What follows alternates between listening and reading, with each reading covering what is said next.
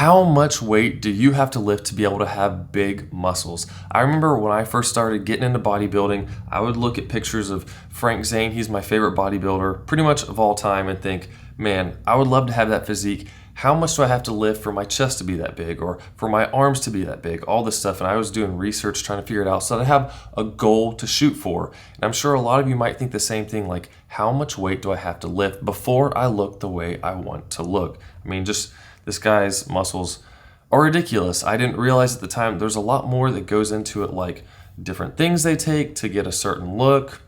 Yeah, so being natural, you know, you're probably not going to get the look of an IFBB pro who's won the Mr. Olympia, but you can still shoot to improve yourself. And I'm just going to let you know what my body looked at various stages and how much I could lift, just to give you a gauge of what maybe you could expect. I'm natural. Everyone's bodies are different. That's really important to note, okay? So if you can lift these certain amounts that I can lift, that doesn't mean you're going to look how I did. And level of leanness and all that stuff, a lot of times the leaner you are, the bigger your muscles will look because there's not the fat around them, so they stand out more. And just to caveat that as well, a lot of what goes into it is the form. So if you just get a bench press and bang out 5 reps really quick and it took you 5 seconds, well, that's not a lot of time under tension for your muscles. Whereas if you get the weight, you do slow controlled reps and it takes you 30 to 40 seconds to get 10 to 12 reps, well then you're putting a lot more tension on your muscles and giving them a reason to grow. So just to show you a quick example, this was 2008. So this was on my honeymoon when I got married in December of 08. You know, I have some chest muscles. I got challenged to be able to bench press 245 pounds by the month I got married in December of 08. So I did, and you can see my arms aren't that big. I was able to bench press 245 once. Right now my max is about 275. So I'm 35 pounds heavier than I was there, but that just goes to show there's fast twitch and slow twitch muscle fibers that you can target. And when all I was doing for 3 workouts a week was a bunch of bench pressing and some other arm workouts, I didn't really do anything else. Like, you can make your muscles stronger without them getting a lot bigger. So you can see here, you know, I have some chest muscles, but it's not that big, but I did have some strength at the time.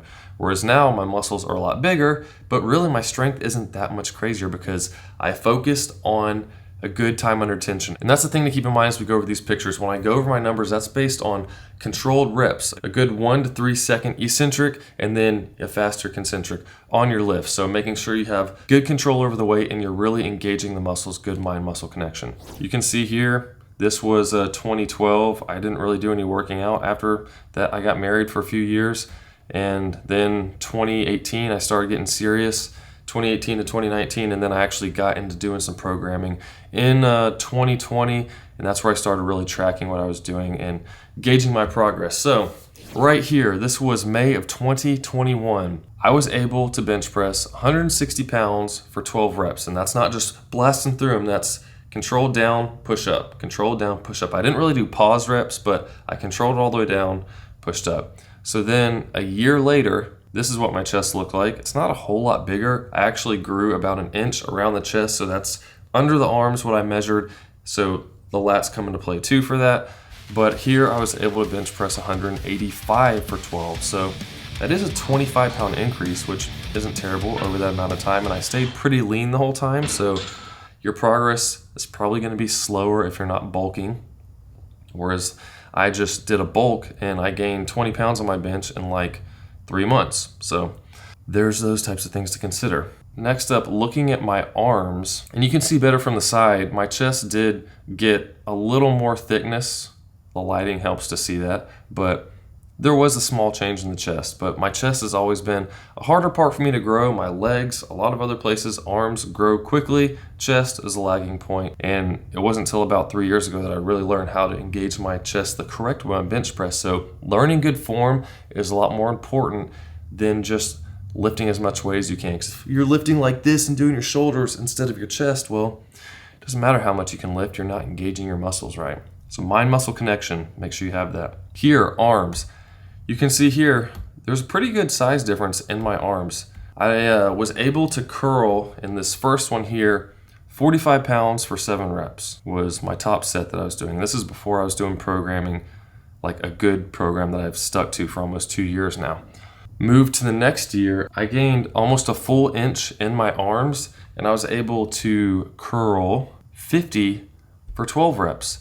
Now it sounds like that's not a huge jump, that's only 5 pounds more and then another 5 reps, but I injured my bicep shortly after this, and I didn't do curls for almost 6 months. And when I started back, I was using 5 pounds, and I would keep just doing those until it got to the point where it wasn't hurting here anymore. Then I moved to 10 pounds and slowly moved up, and up to 50 pounds again now, and it's feeling fine with no pain. So that was kind of a bummer, but my arms still grew. Triceps, I don't really have a good gauge. You can see that they're definitely standing out more. I don't have a good gauge of how much I could lift before and after, because I went from doing dips to skull crushers. Now I have a pulley system hooked up in my garage so I can do tricep press down. So I don't have a good gauge of what a start and end point is for triceps, but they did get bigger, obviously, with the bench pressing and all that. So let's look at, how about shoulders now? So we can go here. You can definitely see a difference in my shoulders between these two pictures. In the first one, I was only able to overhead press 70 pounds for 15 reps for my top set. Not a whole lot, but then a year later, I was able to do 100 for 13, going for 15 reps before I upped the weight again. So that doesn't sound crazy, but that's almost 50% more weight. And you can also see here the biceps. There's a pretty big difference you can notice between these two pictures in the bicep peaks that I had there. So arms definitely grew pretty well over that year. And looking at the back here, I don't have any really good lat spread pictures to see. I've never had a whole lot of thickness in my back. I've been doing a lot of rowing to try to make up for that, but I was doing dumbbell rows and able to do 45 pounds for 15 reps here. And once again, that's pulling the weight up, squeezing, letting it back down, pulling it up, squeezing, letting it back down slow. So that's 15 good reps taking like 45 seconds to do. And it's pretty tough if you really slow yourself down, not just trying to swing the weights up.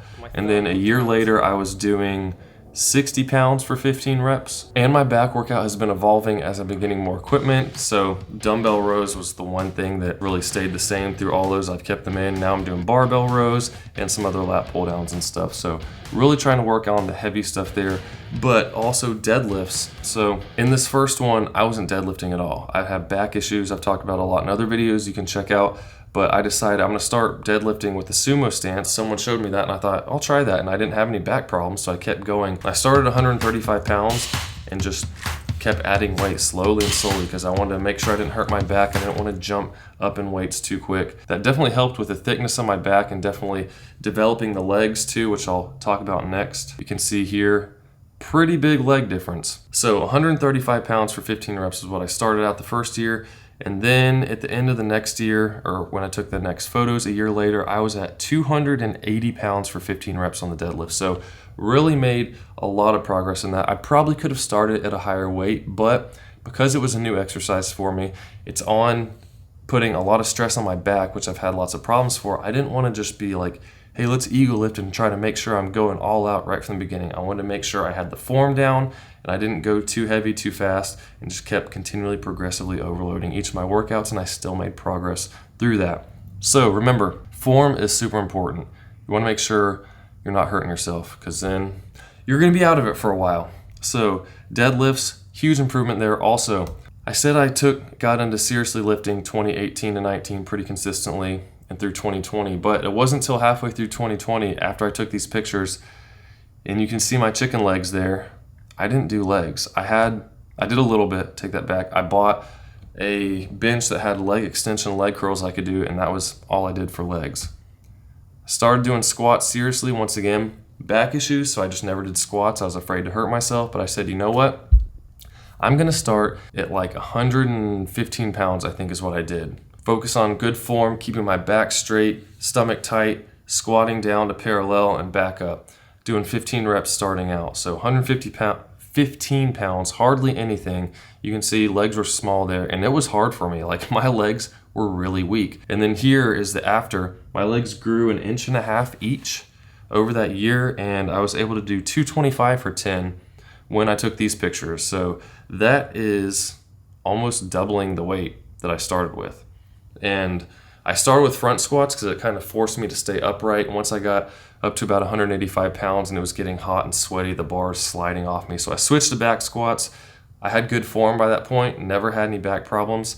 And actually my back has been feeling better the more and more I do it and the heavier I go. So that's pretty cool.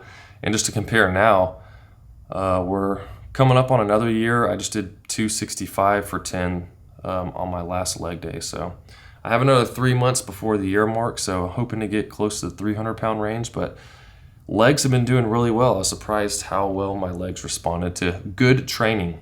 But yeah, you see there, and then the side view as well, where you can see the back of the legs. Obviously, I don't have any pictures from before because I didn't think about doing legs because I never worked on my legs. But coming back up to one of these side poses, you can see the thickness difference from the side on my leg. Like, that is pretty night and day difference right there. Really huge difference on the leg thickness. Those are all the main lifts. I just wanted to share with you what my experience has been and what I've looked like with different amounts that I've been able to lift. So once again, don't think that, okay, if I lift that amount of weight, it means that I'm gonna look like him. No, the big thing is make sure you have good form, learn form well so that you can really feel your muscles engaged in those movements, and then add weight, add reps as you go from there to make sure that you're actually getting the most out of those exercises. And if you wanna know what kind of exercises I'm doing, I have my push-pull legs day all on the channel. I have lots of workout videos, live videos you can see. So hopefully that helps out. Let me know if you have any comments. And I just wanted you to see that you don't have to lift